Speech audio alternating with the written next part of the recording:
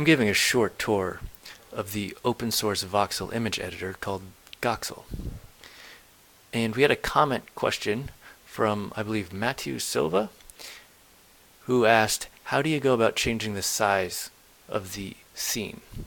And so if you want to change the size of the scene so that you have more or fewer Goxels to actually, or rather voxels to work with, you're going to want to pick the image menu, and it'll give you a few options. One thing you can do is make it unbounded, which means that you no longer have any limits on the size of the image at all, and you can just make voxels go out as far as you want.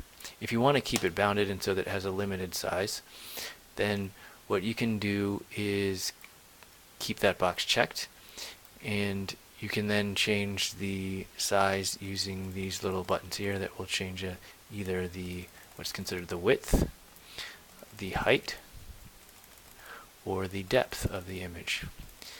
And that gives you the option to change the actual size of the scene. You can also change where the origin point is from this menu, and so if you want, you can essentially change where the center of the image will be by altering the origin point. And what that does is it just moves the content of the image relative to, or rather I should say, it actually moves the boundaries of the image relative to the existing content. And that's how you can change the size. It's also how you can change where the center point of the image is.